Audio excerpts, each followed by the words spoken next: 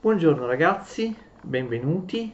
Abbiamo la nostra piccola Sofì che vuole salutarvi. Sofì, vuoi assistere alla lezione? Oggi inauguriamo alcune lezioni sulla storia sociale e materiale nel 600 e nel 700. La storia infatti non è fatta soltanto di sovrani, di guerre, di trattati di pace, territori che vengono conquistati o vengono persi. La storia non è solo storia degli eventi, la storia è anche storia dell'alimentazione, della famiglia, delle malattie, della vita quotidiana, quindi storia sociale e materiale. Queste lezioni di storia sociale e materiale sono propedeutiche alla rivoluzione industriale, ci servono poi per spiegare i processi, le trasformazioni della rivoluzione industriale. Sofì, te ne vuoi andare, vero? Sofì e Scalpita se ne vuole andare, la lasciamo andare, vuole andare a riposare. In questa prima lezione io vorrei dire alcune cose molto semplici, direi anche riassuntive, su che cos'è il feudalesimo in età moderna. Abbiamo visto già altrove che il feudalesimo non esiste soltanto in età medievale, il feudalesimo persiste anche in età moderna, anche se si tratta più di un feudalesimo economico in età moderna che un feudalesimo militare, come diciamo nel Medioevo. Vorrei delineare qual è la società dell'antico regime, dell'ancien régime. Questo ci servirà naturalmente per capire come questa società inizia a cambiare, viene rivoluzionata dai processi di industrializzazione. Una società di antico regime, il feudalesimo in età moderna, nel 600 e nel 700. È una società di ordini. Questi ordini vengono detti anche ceti o vengono detti anche stati. Significa che la popolazione appartiene per differenziazione giuridica, per via delle leggi della propria nazione, in uno appartiene ad uno oppure ad un altro di questi tre ceti. Abbiamo il primo ceto che è il ceto degli ecclesiastici, la Chiesa, il secondo ceto o ordine o secondo stato è il ceto degli aristocratici, che possiamo chiamare anche nobili. Poi abbiamo tutto il resto che viene chiamato terzo stato. Vedete, tutto il resto non ha neanche un nome specifico.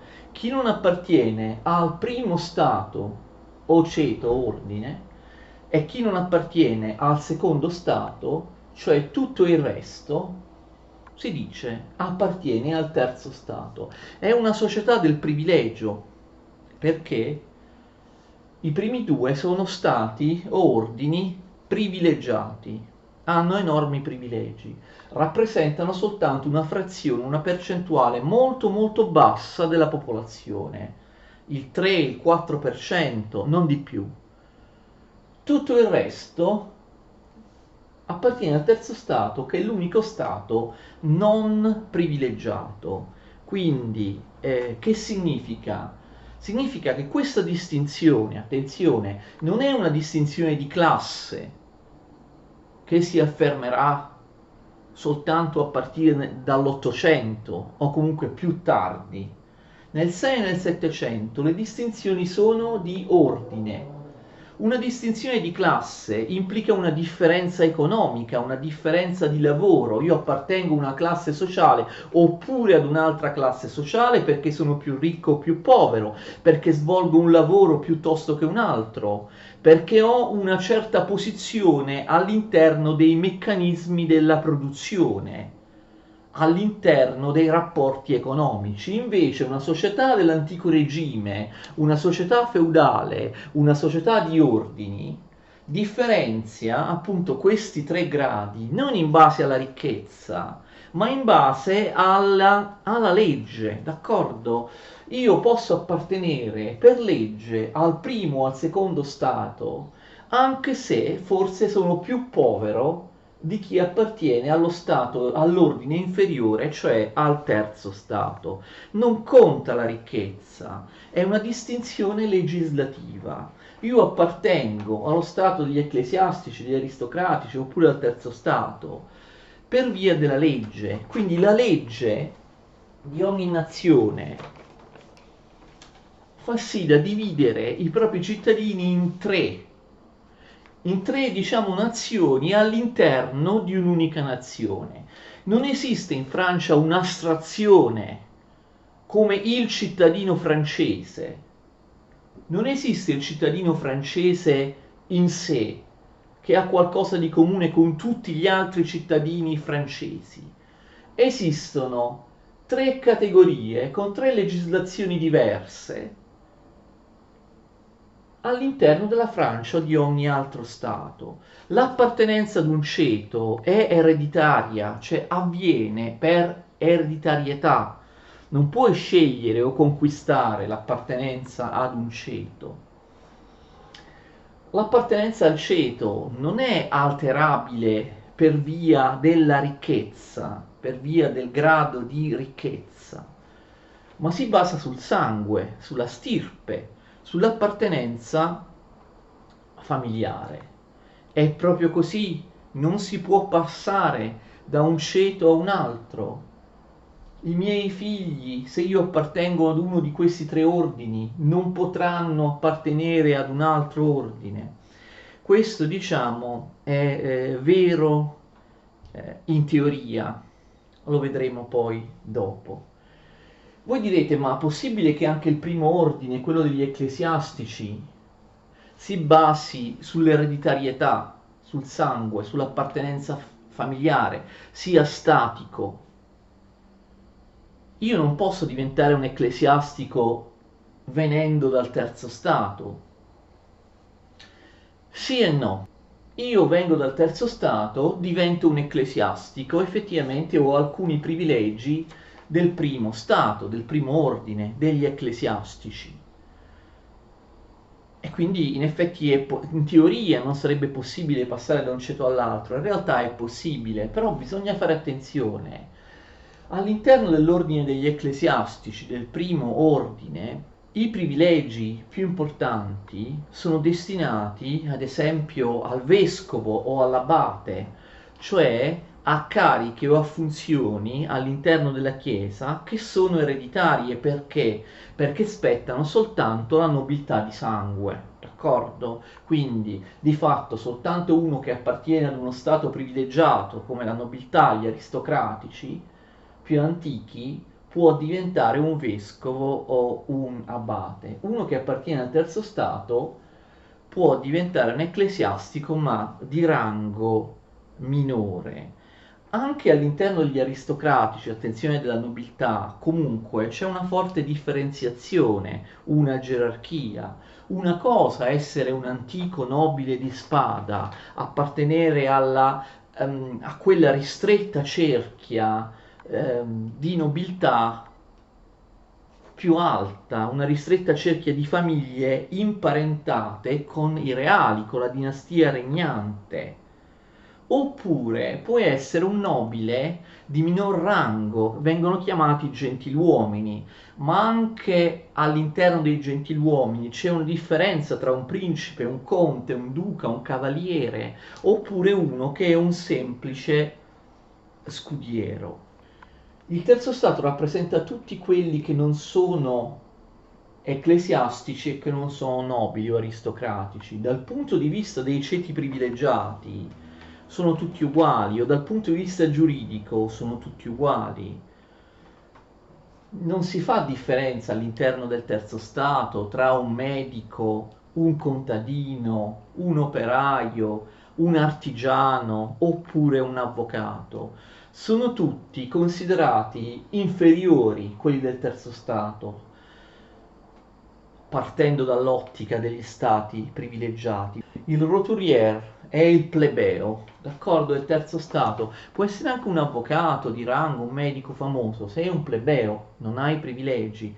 Che significa esattamente essere un plebeo, appartenere al terzo stato? Attenzione, significa essere uno che vive col proprio lavoro. E noi oggi diciamo, beh, è un'ottima cosa, vivi col proprio lavoro, ti sei affermato, hai delle competenze, hai fatto una carriera. All'epoca dell'antico regime non era così. Chi viveva col proprio lavoro, chi doveva lavorare per vivere, poteva anche essere, capite, pur essendo del terzo stato più ricco rispetto a molti appartenenti dei due primi stati, degli stati privilegiati. Chi vive o con il proprio lavoro ha conquistato la ricchezza con il proprio lavoro viene considerato inferiore. Un mercante, un finanziere, anch'essi fanno parte del terzo stato, ma all'interno della mentalità dell'antico regime, essi, pur essendo più, appunto, magari molto più ricchi di tanti nobili, vengono considerati inferiori. Nobili si nasce, non si diventa. La ricchezza, che viene considerata disprezzabile, non è la ricchezza che si eredita perché fai parte di una famiglia aristocratica.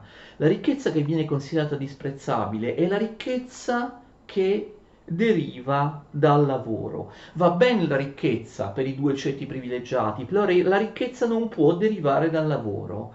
Se la ricchezza nasce dal lavoro, nasce da uno sforzo intenzionale, da uno sforzo, da un impegno orientato a procurarsela la ricchezza, allora tutto questo viene considerato vile, viene considerata una cosa da plebeo.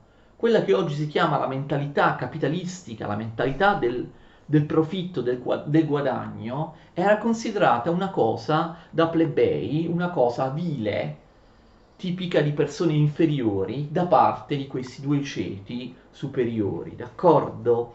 Il fatto di essersi arricchito e non basta adeguagliare un esponente del terzo stato ai nobili ricchi, perché tu ti arricchisci avendo a che fare con le botteghe, con le cambiali, con i registri, con gli operai, e questo viene considerato qualcosa di disprezzabile.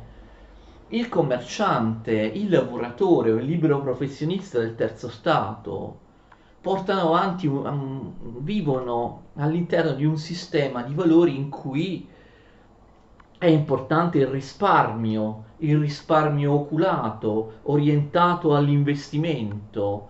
Queste sono tutte modalità, valori, modalità di vita disprezzate dagli stati superiori, dagli stati privilegiati, perché il risparmio viene equiparato alla spilorceria, all'avarizia, caratteristiche proprio del borghese nel senso deteriore del termine, dell'appartenente al terzo stato. Invece un nobile, un aristocratico, possiede la ricchezza non perché ha lavorato o si è impegnato per averla, il che viene appunto considerata una strategia tipica di persone inferiori. Il nobile possiede la ricchezza per nascita, possiede terre, possiede ville, possiede diritti feudali, possiede case in città. Voi direte, ma non costano tutte queste case? No, all'epoca non c'erano le tasse per gli aristocratici. Se tu eri aristocratico oppure ecclesiastico, una delle cose che ti divideva, uno dei classici privilegi feudali che ti divideva dal terzo stato, era il fatto che tu, quasi sempre in Europa, non pagassi le tasse, anzi al contrario, dalle proprietà aristocratiche si guadagnava sempre perché c'era una rendita, vi erano dei diritti feudali. Quindi un aristocratico dalle sue ville, dalle sue terre, non faceva altro che guadagnare perché prendeva una parte del raccolto dei contadini, d'accordo? I cosiddetti canoni o censi, che spesso nel caso degli ecclesiastici della Chiesa Cattolica si chiamavano decime. E inoltre i contadini lavoravano gratis per te, alcuni giorni alla settimana o alcuni giorni l'anno, erano le famose corvée, le prestazioni di lavoro gratuite. Quindi, secondo gli aristocratici, i beni materiali si possiedono per nascita, non si sono conquistati con il lavoro, con l'impegno, con una strategia orientata appunto a conquistare la ricchezza. I beni materiali per gli stati privilegiati non devono essere impiegati per produrre nuova ricchezza. L'investimento, l'arricchimento capitalistico è condannato. Il nobile, invece di risparmiare e di investire la sua ricchezza per produrre altra ricchezza, al contrario la spende. Un nobile non è parsimonioso, anzi dal punto di vista dei nobili spilorcio, come un borghese, come un appartenente al terzo strato. Un nobile spende, un nobile organizza feste, un nobile organizza tornei, un nobile ostenta la sua ricchezza, di cui non si preoccupa più di tanto. Un nobile beneficia la Chiesa, i poveri, appunto fa la carità, fa la beneficenza. Anche da un punto di vista del tempo, il tempo degli aristocratici è diverso dal tempo dei borghesi. Risparmiare, come fa un borghese, un appartenente al terzo stato, significa pianificare per il futuro, significa programmare qualcosa per il futuro. Invece il nobile molto spesso non si rivolge al futuro ma al passato, lo rimpiange. La base ideologica anche della sua nobiltà risiede nella sua stirpe, nei suoi antenati, appunto risiede nel passato. Il nobile cerca di risalire al passato, di risalire all'origine dei propri antenati attraverso una scienza che si chiama ricerca araldica. Spesso costava un sacco di soldi la ricerca araldica, con cui si testimonia il proprio albero genealogico, la nobiltà, l'antichità della propria casata, dei propri titoli nobiliari, ma anche la vita familiare, i sentimenti, i rapporti all'interno della famiglia, soprattutto nel 600, nel 700 già cambiano un po' le cose, sono cose molto diverse tra i nobili e i borghesi. Il nobile non ha molti sentimenti, non esprime sentimenti forti all'interno della famiglia. La morte precoce di un figlio, cosa che capitava ovviamente regolarmente all'epoca, non procura forti emozioni.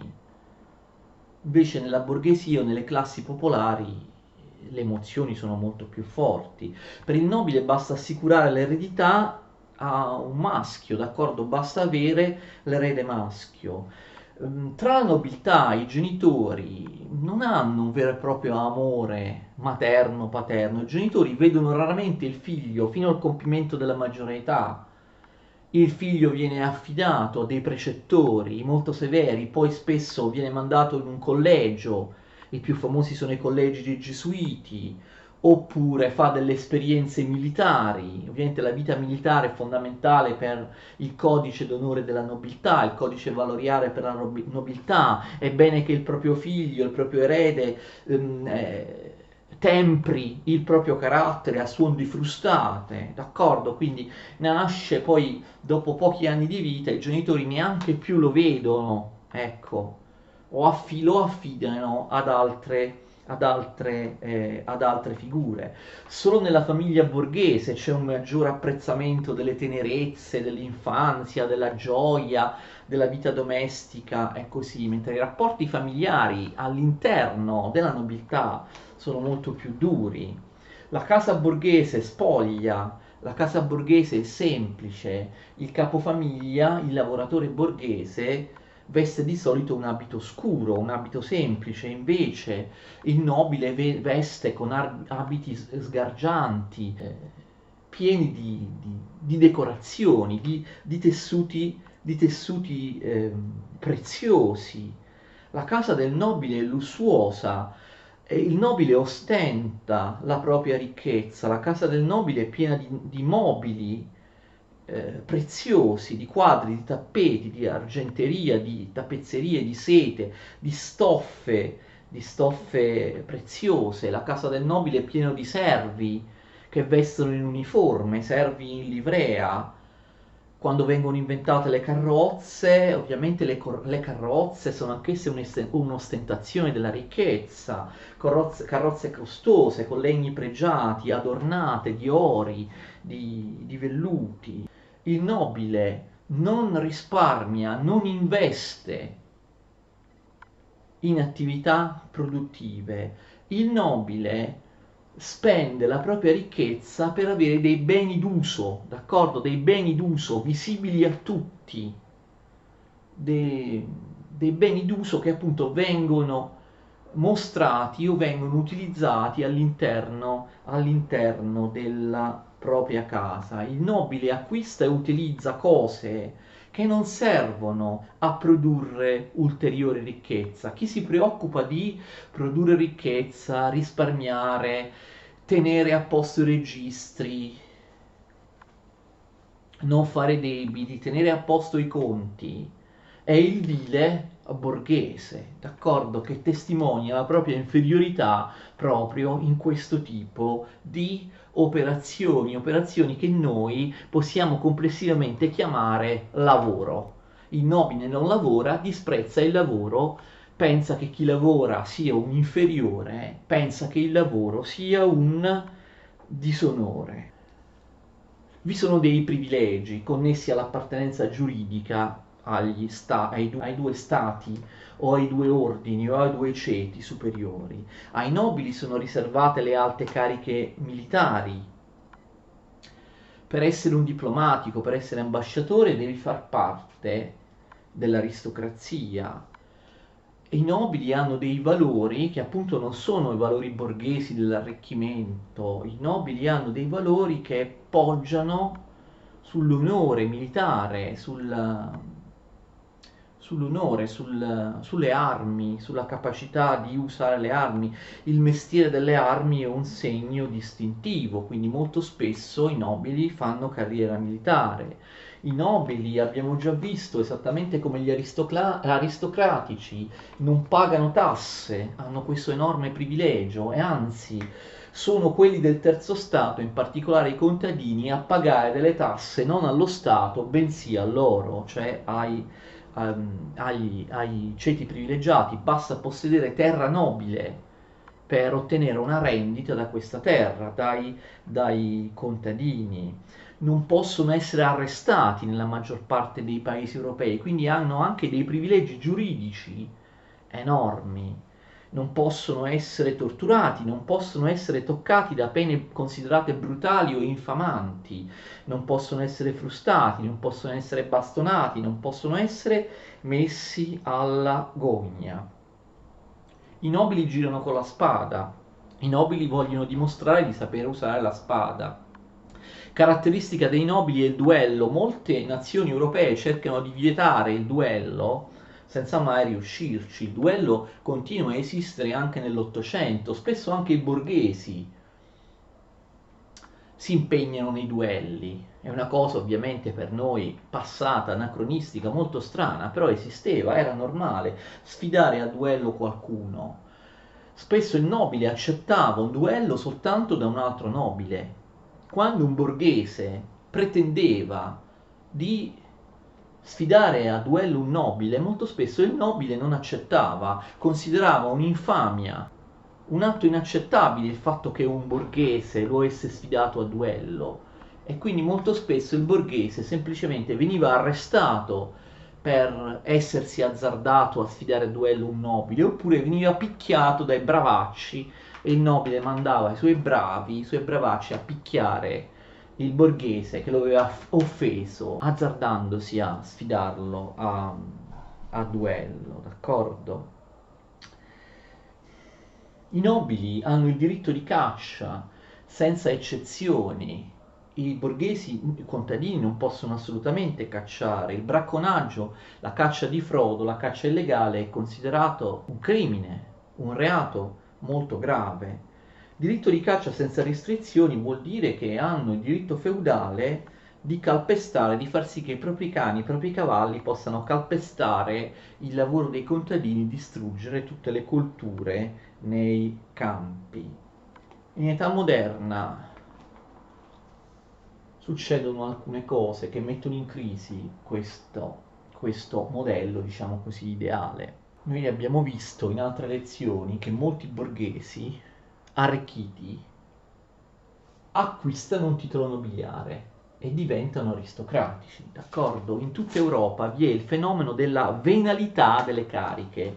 Un borghese estremamente ricco, un appartenente al terzo stato, un mercante, un commerciante, un banchiere che si è arricchito, acquista un titolo nobiliare e diventa anche lui nobile. Quindi vedete, non è proprio vero che non ci possa essere passaggio tra uno stato, tra un ordine, tra un ceto e l'altro.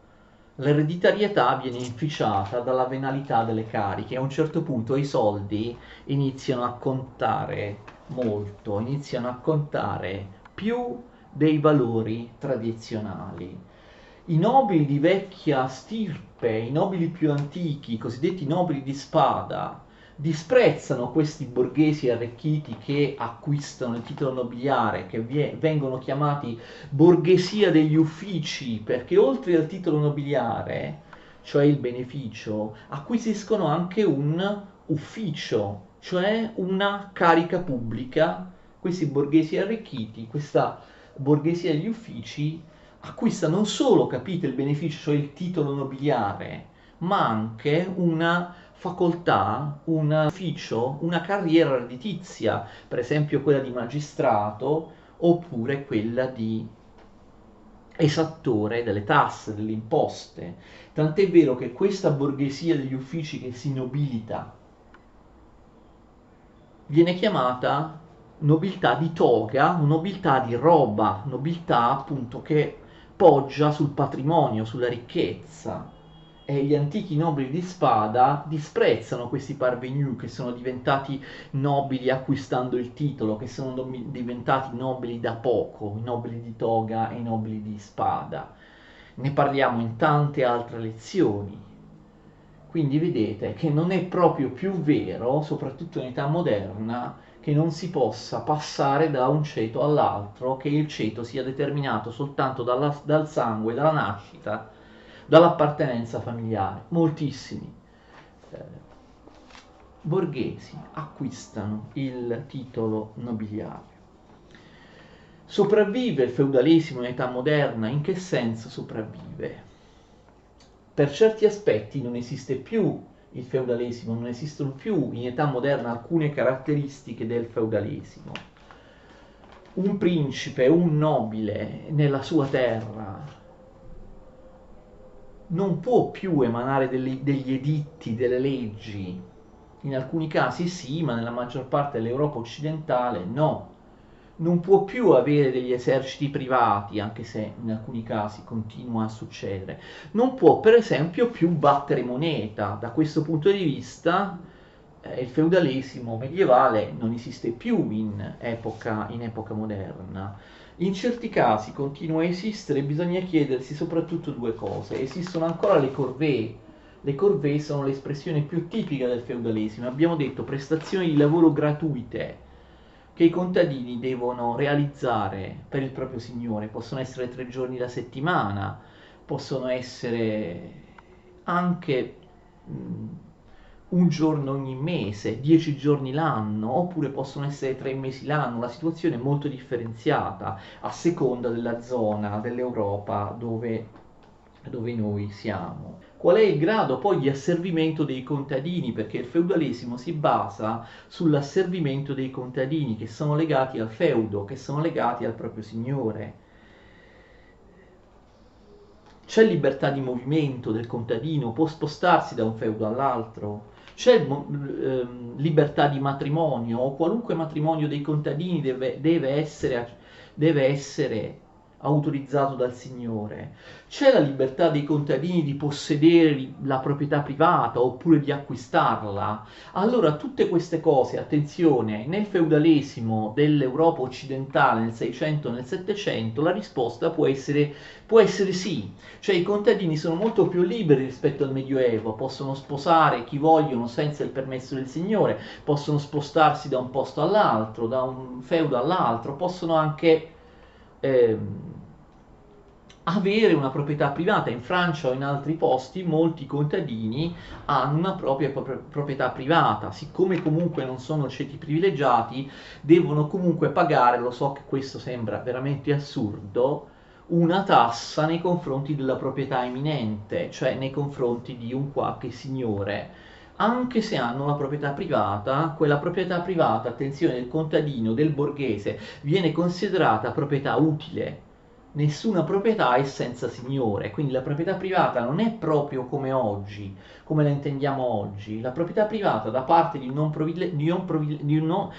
privilegiato può esistere, però il non privilegiato, l'appartenente al terzo stato, soprattutto il contadino, ha quella proprietà privata come proprietà utile, però deve pagare una tassa al signore che la possiede come proprietà eminente. Lo so che questo può sembrare un po' strano, invece ne abbiamo parlato in altre lezioni, nell'Europa orientale la condizione dei contadini è terribile, anzi si aggrava nel 600 e nel 700 in età moderna. I contadini sono sempre più schiavi in Europa orientale, non possono muoversi dal feudo, molto spesso sono considerati proprio delle cose, degli oggetti di proprietà privata del signore, quindi dobbiamo dire che nel 600 e nel 700 c'è una differenza abissale del feudalesimo tra Occidente e Oriente, anche in Europa centrale, così come in Europa orientale, anche in Austria, nei paesi tedeschi, l'asservimento del contadino è enorme, ancora peggiore rispetto al Medioevo, e le sue libertà sono scarsissime, d'accordo? Tuttavia, quindi il feudalesimo da questo punto di vista sembrerebbe non esistere più in Europa occidentale, però da un altro punto di vista noi diciamo no, il feudalesimo continua ad esistere, perché esistono ancora i diritti di banno, cioè il contadino deve usare il mulino o il frantoio del signore, d'accordo? Deve usare per forza il mulino e il frantoio del proprio signore, non può andare a usarne un altro. Non solo, ma quando lo usa deve pagare una tassa al proprio signore, che si chiama appunto diritto di banno. Ma spesso anche quando attraversa una strada, quando attraversa un ponte, quando va a fare legna, quando raccoglie acqua, deve farlo all'interno del feudo del suo signore e deve pagare una tassa per ognuna di queste operazioni, cioè una servitù feudale che ovviamente dal punto di vista del signore è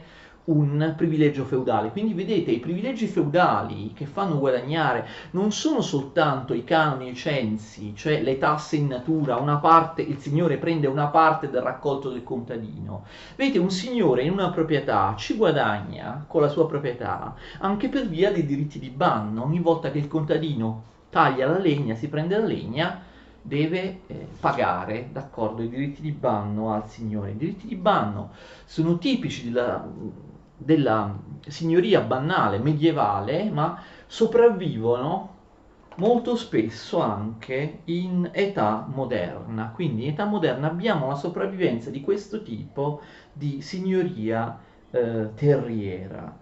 La signoria terriera fa persistere anche i diritti di giustizia. Questo è un altro aspetto in base al quale possiamo dire che il feudalesimo continua a esistere in età moderna anche in Europa occidentale. Cioè il signore, chi possiede terra nobile, può avere dei diritti di giustizia, essere un magistrato, decidere delle cause civili e penali all'interno del suo feudo. Questo ovviamente viene molto contrastato dallo Stato assoluto, dal sorgere, dall'affermarsi di una burocrazia, di un apparato amministrativo dello Stato sempre più centralizzato, perché ovviamente lo Stato pretende che siano i propri tribunali a giudicare, non più che ci sia la giustizia signorile, la giustizia del Signore. La stessa cosa vale per le tasse. Abbiamo detto i contadini pagano le tasse al Signore, al nobile, ma gli stati moderni pretendono che i contadini paghino le tasse invece allo Stato centrale. Quindi ovviamente ci sono dei diritti importantissimi, dei privilegi importantissimi da parte dei signori, da parte dei nobili, privilegi fiscali, privilegi giuridici, però lo Stato cerca di intervenire per sostituire se stesso da un punto di vista giuridico e fiscale, per esercitare esso stesso lo Stato al posto del nobile, la giustizia, e per raccogliere le tasse, per riscuotere le tasse al posto del nobile. Questo lo vedremo tante volte nel corso delle nostre lezioni.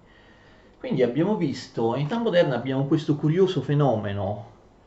La borghesia si arricchisce, acquista un titolo nobiliare, diventa nobile di toga o nobile di spada. Perché lo fa? Conviene, perché tu abbiamo visto, oltre al beneficio, al titolo è anche un ufficio, c'è una carica pubblica di magistrato, di esattore privato delle imposte e così via. Poi conviene diventare nobili, acquistare ovviamente una carica nobiliare, perché ottieni tantissimi privilegi, non paghi più le tasse e così via. La venalità delle cariche si diffonde anche perché i sovrani sono spesso in bolletta, devono ripianare un forte debito pubblico, e allora come fanno cassa i re, i sovrani? Vendono ovviamente i titoli nobiliari. La nobiltà più antica, quella di spada, abbiamo visto non accetta l'enorme aumento dei nobili di toga o di roba, cioè la borghesia e gli uffici borghesi arricchiti che acquistano titoli nobiliari, ma spesso questo avviene anche per responsabilità degli antichi aristocratici che, andando in rovina, sono costretti a vendere le loro terre, e le terre dell'antica aristocrazia di spada ovviamente sono comprate dai borghesi ricchi, che quindi insieme alla terra ottengono il titolo nobiliare, d'accordo? Ma il problema è anche un altro.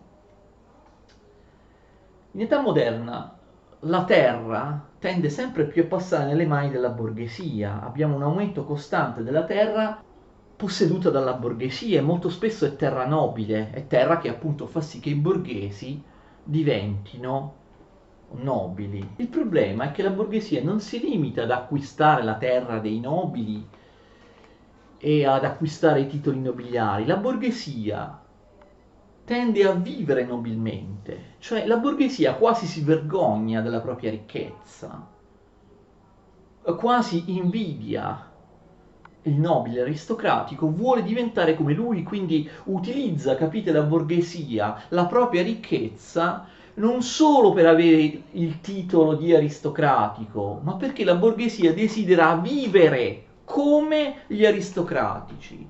Acquista la terra nobile, acquista il titolo nobiliare, la borghesia da quel momento in poi non lavora più, tende ad assimilarsi agli aristocratici, ai nobili anche nel proprio stile di vita, d'accordo? Tende la borghesia a vivere nobilmente, quasi come se si vergognasse come un peccato originale di aver fatto fortuna lavorando, e quindi iniziano a lavorare più, a non far fruttare la propria terra, ad organizzare tornei, giostre, ricevimenti all'interno della propria terra, esattamente come fa la nobiltà, a spendere per mobili, per arazzi,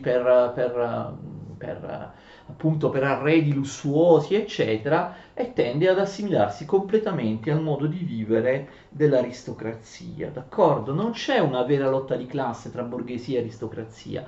Moltissimi della borghesia acquistano terra nobile, acquistano il titolo nobiliare e tendono a diventare identici all'aristocrazia, assumono lo stesso modus vivendi all'aristocrazia, non commerciano più, non investono più, non si dedicano più agli affari, al capitalismo, al profitto, si siamo arricchiti, siamo arrivati, e allora anche noi lasciamo la terra in abbandono, ci facciamo soltanto, invece di sfruttarla per guadagnare questa terra, ci facciamo soltanto al suo interno i tornei, le feste e così via. Quindi nasce il borghese gentiluomo, che sembrerebbe un'espressione contraddittoria. Il gentiluomo è un nobile, invece il borghese che si nobilita è un gentiluomo, non solo, ripeto, perché ha il titolo nobiliare, ma proprio perché si comporta, inizia a vivere come il gentiluomo. Secondo la famosissima espressione dello storico Fernand Braudel, in questo modo si consuma il tradimento della borghesia. La borghesia in questo modo assume dei valori e uno stile di vita che non le sono propri, che non dovrebbero essere quelli della borghesia, ma come la borghesia commercia, la borghesia cerca di far fruttare il denaro,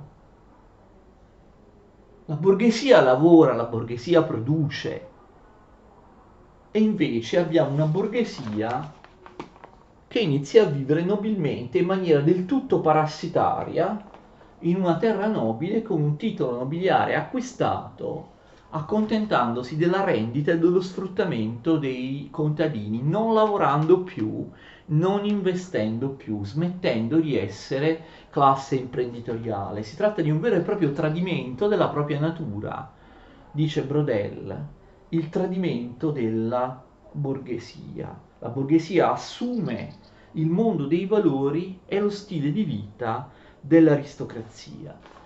Alla fine possiamo chiederci, avviene il contrario? Cioè succede che ci siano dei nobili, degli aristocratici di nascita che nella propria terra iniziano a pensare di lavorare, di guadagnare, cioè di sfruttare la loro terra non per organizzare feste, giostre, tornei o ricevimenti, ma di utilizzare la propria terra per ottenere profitto, per fare investimenti, per sfruttarla secondo la logica individualistica del capitalismo. Ci sono questi nobili che utilizzano le loro terre per, magari le fanno fruttare, le coltivano in un certo modo, per andare a vendere i prodotti della terra e guadagnare, oppure ci mettono i telai in un capannone, fanno una protoindustria con i lavoratori salariati al telaio all'interno della propria terra per poi vendere i tessuti, cioè fanno le manifatture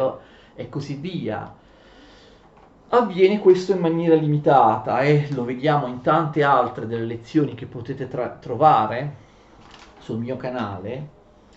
La nobiltà si interessa al lavoro, al profitto, a far fruttare le proprie terre solo in casi limitati e soprattutto soltanto in due paesi, che guarda caso sono i paesi più evoluti e più moderni del 600 e del 700, in Inghilterra e in Olanda. Soprattutto in Inghilterra saranno proprio i nobili terrieri,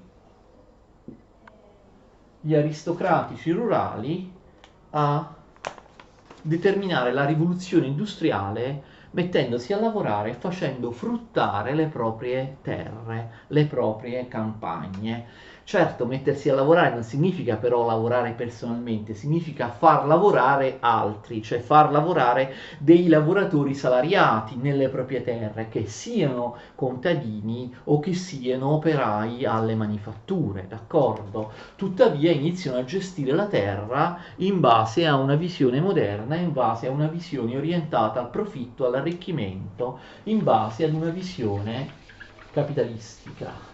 Ma questi nobili illuminati che vogliono arricchirsi sono quasi soltanto nobili di matrice protestante, puritana, e si trovano quasi esclusivamente in Olanda, ma soprattutto in Inghilterra. Sono un'eccezione soltanto rispetto ai nobili parassitari, che però farà sì che l'Inghilterra diventi il primo paese industrializzato, il paese più ricco nel Settecento, nel XVIII secolo, perché l'Inghilterra è uno dei pochi posti dove i nobili non usano la terra soltanto per la rendita in maniera parassitaria, ma la fanno lavorare e la fanno e la fanno fruttare.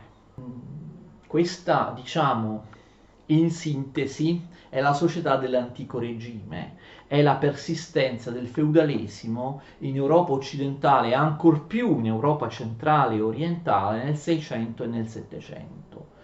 L'abbiamo vista in maniera sintetica, altre volte abbiamo parlato per esempio dei privilegi, delle funzioni dell'aristocrazia o delle rendite degli enti ecclesiastici in maniera molto più precisa.